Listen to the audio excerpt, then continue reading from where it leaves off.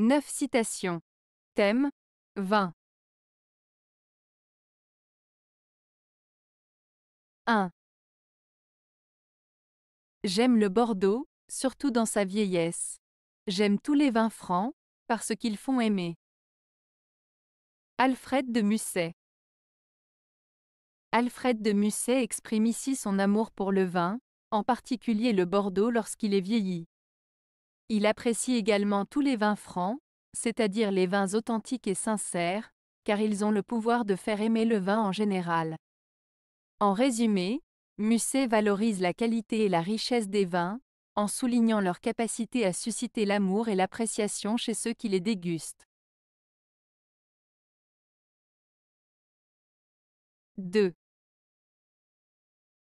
Je suis entré dans le monde du vin sans autre formation professionnelle qu'une gourmandise certaine des bonnes bouteilles. Colette.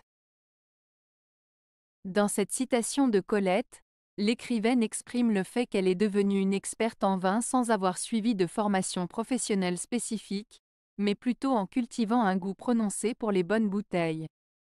Elle suggère que sa passion et son intérêt pour le vin l'ont guidée dans son apprentissage et son expertise, mettant en avant l'importance de l'expérience personnelle et du plaisir gustatif dans la découverte et la connaissance d'un domaine spécifique. 3. Le vin allemand se distingue du vinaigre grâce à l'étiquette. Mark Twain. Cette citation de Mark Twain fait une comparaison entre le vin allemand et le vinaigre en mettant en avant l'importance de l'étiquette.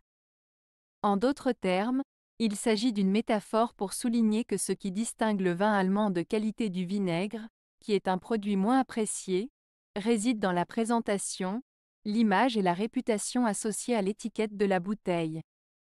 Cela met en lumière l'idée que l'apparence et la perception jouent un rôle crucial dans la manière dont quelque chose est perçu et apprécié. 4. La coutume a tort de condamner le vin parce que quelques-uns s'en enivrent. Montaigne. Cette citation de Montaigne signifie que la coutume a tort de condamner le vin en général à cause du comportement de quelques personnes qui en abusent en s'enivrant. Montaigne suggère que la responsabilité ne doit pas être attribuée à une substance en elle-même, mais plutôt aux individus qui en font un mauvais usage. Il met en avant l'idée que la modération et la responsabilité personnelle sont essentielles dans la consommation de vin, et que la condamnation générale d'une chose en raison des actions de quelques-uns est injuste. 5. Je ne peux vivre sans champagne, en cas de victoire, je le mérite. En cas de défaite, j'en ai besoin. Napoléon Bonaparte. Cette citation attribuée à Napoléon Bonaparte exprime son attachement au champagne, une boisson de luxe et de célébration. En disant « Je ne peux vivre sans champagne », il met en avant son goût pour cette boisson pétillante. Ensuite, il établit un lien entre le champagne et ses résultats sur le champ de bataille. S'il remporte une victoire, il estime qu'il mérite de célébrer avec du champagne. En cas de défaite, il en a besoin pour se remonter le moral. Cette citation illustre l'importance accordée par Napoléon Bonaparte à la célébration de ses succès et à la recherche de réconfort en cas d'échec. 6. Les Français sont si fiers de leur vin qu'ils ont donné le nom d'un grand cru à certaines de leurs villes. Oscar Wilde. Cette citation d'Oscar Wilde met en lumière le fait que les Français ont une grande fierté pour leur vin au point qu'ils ont attribué le nom de grand cru à certaines de leurs villes. En d'autres termes, elle souligne l'importance et la renommée des vins français dans la culture et la société française. Cela montre à quel point le vin est un élément central de l'identité et de la tradition française. 7. Le vin est un professeur de goût, il est le libérateur de l'esprit et l'illuminateur de l'intelligence. Paul Claudel. Paul Claudel, écrivain et diplomate français, a dit « Le vin est un professeur de goût, il est le libérateur de l'esprit et l'illuminateur de l'intelligence. » Cette citation met en avant le vin comme un élément qui va au-delà de sa simple dimension gustative. Selon Claudel, le vin ne se limite pas à être une boisson agréable, mais il a également un rôle éducatif et spirituel. En disant que le vin est un professeur de goût, Claudel souligne que le vin peut aider à développer notre palais et notre sens de l'appréciation des saveurs. Il peut nous apprendre à reconnaître les subtilités des arômes et des textures, nous permettant ainsi d'apprécier pleinement les plaisirs de la dégustation. En qualifiant le vin de libérateur de l'esprit, Claudel suggère que le vin peut avoir un effet relaxant et libérateur sur notre esprit. Il peut nous aider à nous détendre, à lâcher prise et à nous ouvrir à de nouvelles expériences sensorielles. Enfin, en décrivant le vin comme l'illuminateur de l'intelligence, Claudel met en avant le potentiel du vin à stimuler notre réflexion et notre créativité.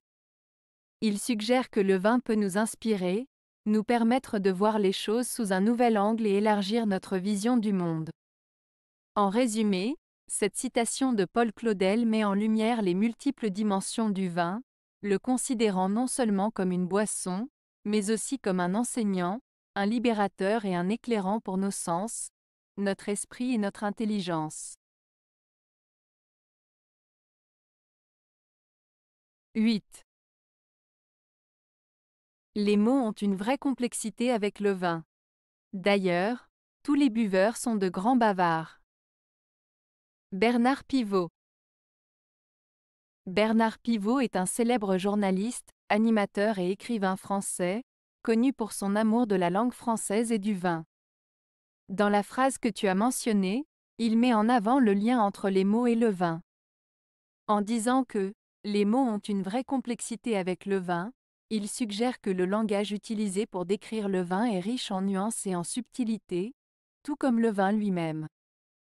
Les amateurs de vin ont souvent recours à un vocabulaire spécifique pour décrire les arômes, les saveurs et les sensations qu'ils ressentent en dégustant un vin. En ajoutant que tous les buveurs sont de grands bavards, Pivot souligne que les passionnés de vin ont tendance à partager leurs impressions et leurs expériences avec enthousiasme. La dégustation de vin peut susciter des discussions animées et passionnées, car chacun a sa propre perception et ses propres mots pour décrire ce qu'il ressent en buvant du vin.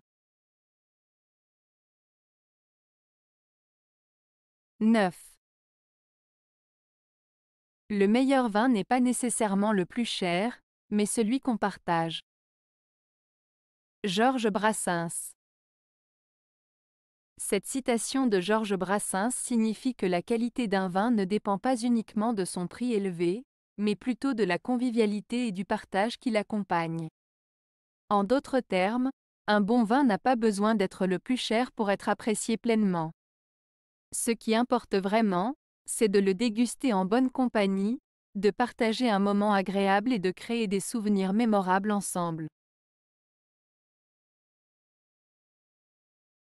Avez-vous aimé la vidéo? Si oui, mettez un pouce vers le haut. Cela aidera la chaîne et aidera les autres à la trouver. Nous ajoutons plusieurs nouvelles vidéos quotidiennement. Abonnez-vous pour ne rien manquer.